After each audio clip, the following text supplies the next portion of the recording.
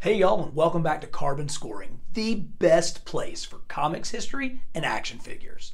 With the release of Marvel's Eternals, this seems like a good time to take a look at the history of the comics that inspired the film and the action figures produced to support it. This is a fascinating tale, so let's go. Carbon Scoring here. Looks like you boys have seen a lot of action.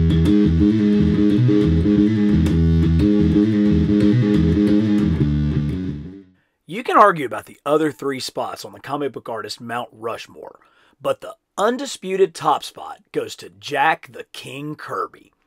Kirby got his start in comics in the 1940s, and along with partner Joe Simon, they created a character you might be familiar with, Captain America. Following his own service in World War II, Kirby returned to comics, and in conjunction with writer Stan Lee, they created essentially the entire Marvel Universe as we know it. The 1960s were a period of unparalleled creativity for Kirby, with the birth of the Fantastic Four, Hulk, X-Men, Black Panther, Silver Surfer, and the Avengers. But as the decade came to an end, Kirby was getting restless. He didn't feel like he was getting his due credit at Marvel, and much of that came from tensions with Stan Lee, whose gregarious personality and constant grandstanding took the spotlight away from the nose-to-the-grindstone artist Kirby. But it was a 1965 New York Herald Tribune article that may have been the final nail in the coffin, where Lee was described as, quote, an ultra-Madison Avenue rangy look-alike of Rex Harrison, who dreamed up the Marvel Age of comics, while the King was someone you'd mistake for, quote, the assistant foreman in a girdle factory. Ooh. Issue 102 of Fantastic Four, published in September of 1970, was Jack's final book during his first run at Marvel. The King departed for DC and was heralded as a savior. House ads trumpeted Kirby was coming. His dynamic art was going to invigorate boring old DC with some of that Marvel magic and bring along a new golden age. Jack was given free rein, writing and penciling his own books, producing what may be his most enduring original creations, the Fourth World books, The New Gods, Forever People, and Mr. Miracle. Kirby's artistic prowess was at its height. These books were stunningly beautiful, exploding with bold concepts and grand character designs. But despite the hype, the acclaim, and the marketing push, the books were a sales disappointment. The Fourth World books were canceled after only a year and a half, well before Kirby had finished his tale. And while future creators have mined these characters and ideas in the decades since, making the Fourth World an essential part of the DC universe, the sting of cancellation stuck with Kirby, and as his exclusive contract came up, he began pondering a move back to Marvel. So in the spring of 1975, Kirby made his triumphant return to Marvel. But instead of picking up where he left off on Thor or FF, the King wanted total creative control, even acting as his own editor. So he worked on books that didn't really interact with the rest of the Marvel Universe during his run, such as Captain America and Black Panther, as well as new creations, Machine Man and Devil Dinosaur. And Kirby tried his hand at world building once again with the Eternals. Many of the concepts included in the Eternals came from Eric von Daniken's 1968 novel Chariots of the Gods, Unsolved Mysteries of the Past. This book hypothesized that the technologies and religions of many ancient civilizations were given to them by ancient astronauts who were welcomed as gods. He pointed to such artifacts as the Egyptian pyramids, Stonehenge, and the Moai of Easter Island as examples of accomplishments thought to be beyond the scope of their times. This has all been debunked years ago, of course, but the idea that aliens came to Earth eons ago and gave us a little push is an intriguing one, and it was the seed of the idea from which the Eternals grew. Cosmic beings known as the Celestials came to Earth 1 million years ago and began genetic experiments creating 3 separate species: the long-lived and powerful Eternals, the race that would become humanity, and the monstrously grotesque deviants. Jack Kirby was still at the top of his artistic game on Eternals. The visuals, the creativity, the world building was phenomenal. Truly a peak in an unmatched and unrivaled career. But man, the writing was not great. Look, peanut butter is delicious. It's one of the best things ever. But when you combine it with chocolate, it becomes something more. It becomes more than just the sum of its parts. And that was the case with Jack Kirby and Stan Lee, as well as with Stan Lee and Steve Ditko. What they did together was so much better than anything any of them ever did apart. And this was most assuredly the case on the Eternals. While Kirby's imagination was firing on all cylinders, his inability to create a cohesive plot or to write compelling dialogue makes this book a really challenging read, but I'll give it a try.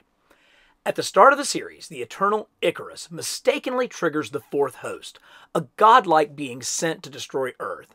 To prepare for the impending arrival of the Celestials, Icarus unites the Eternals while fending off an attack by the Deviants. The Deviants then launch an energy bomb at the Force host's mothership, which only serves to... Okay, I just can't. Some of the greatest writers in comics have spent the last 40 years trying to streamline Kirby's concepts into something coherent. The basic idea is great. The Celestials came down to Earth, they had some success with the Eternals, they had some failures with the Deviants, but everything else that Kirby wrote was needlessly complicated and incredibly difficult to wrap your head around, even if you're a comic book fan. Which brings us to the latest chapter in the MCU, a film packed with characters. As of this filming, I've not yet seen the movie, so let's go through the major players and take a peek at how they were converted from comics to the screen and finally to action figure form. Icarus is the proto-Superman character and lead hero from Kirby's original run on the book. In addition to strength and flight, Icarus can blast lasers from his eyes, a feature the Marvel Legends figure represents with an alternate head sculpt. Kirby's design is a masterwork of primary colors. You might recognize blue, red, and yellow as the colors of another superfellow. His movie design drops the red, but maintains the 3 circular discs on his chest, the largest in the center mimicking the power effect of the comic costume, and the lower tunic/skirt calls back to the original design as well. Cersei is the Eternal who most enjoyed living among the humans of Earth. Her abilities to rearrange molecules were often passed off as illusion or magic throughout her history. Her Kirby-designed costume was perhaps the simplest of the Eternals, basically a dark green bodysuit with lighter green highlights. Her Marvel Legends figure kept this basic look, but incorporated silver and a series of concentric circular designs which keeps her costuming consistent with the other Eternals. Makari is the speedster of the Eternals. It's never an accident when a group of superheroes imitate the archetypes created by the Justice League of America, and in this sense, Makari represents the Flash. In the comics, Makari is male in gender, but this was switched for the Eternals film. Despite this change, I find Makari's costume to be one of the most true to the original Kirby designs, with a bold red color and silver and white trim. Ajak is another character originally depicted as male, whom will be played by a female actress in the film. Ajak's comic costume calls back to the indigenous dress of the Aztec, Mayan, and Incan peoples, so perhaps it's fitting that the character is portrayed in the film by Mexican-American actress Selma Hayek.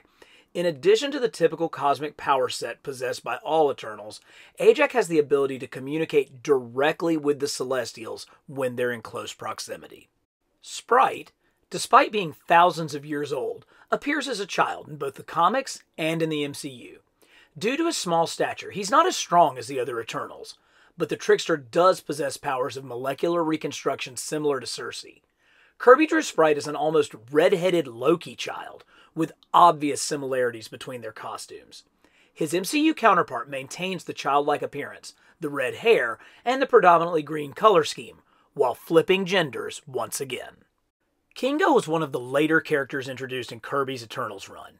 He spent his centuries of life in Japan learning the ways of the samurai. Because of this, he tended to eschew his cosmic powers and preferred to fight in the traditional swordplay of feudal Japan. The MCU version has taken this idea of cultural assimilation and moved it west, placing Kingo in India, where he has become a Bollywood star. Druig was another of the final Eternals created by Jack Kirby, appearing in the 11th issue in 1977. He was the cousin of Icarus and spent time on Earth as a KGB agent in Russia. I actually really like this action figure interpretation, as I think it's a modernization of the original Kirby costume while maintaining the feel of the original. Phastos was not a character created by Jack Kirby, as he first appeared in the second volume of Eternals comics published in 1985. A brilliant engineer and inventor, he carries a hammer capable of firing energy bolts. This Marvel Legends figure is a pretty significant departure from the comic origins. There's no hammer, and instead of the angular patterns he was always drawn with, the MCU version has traded that for the more circular look in keeping with the other characters in the line. Thena is one of the most powerful and wise of the Eternals. She is a formidable warrior, and is able to harness her powers to create armor, as well as weapons such as a bow, arrow, and spear. Her action figure was produced as a Target exclusive, and comes with accessories depicting her abilities to craft weapons made from pure light. Oh, and it's Angelina Jolie. Oh, I almost forgot. Gilgamesh, the strongest of the Eternals. He became an outcast when Zurus banished him from meddling in the world of humans. Thus he became known as the Forgotten One. He would play a crucial role in Kirby's Eternal saga in helping to defeat the forced host of the Celestials. His action figure was actually the build-a-figure for this wave of toys. The Warlord Crow was one of the first deviants created on Earth. Despite his deviant heritage, Crow possesses many of the attributes of an Eternal, including virtual immortality, superior strength, and shape-shifting abilities. In the comics, he had a fairly long-standing, about 100,000 years, relationship with Thena. His action figure appears far more alien and CGI than his devilish appearance in Kirby's original comics.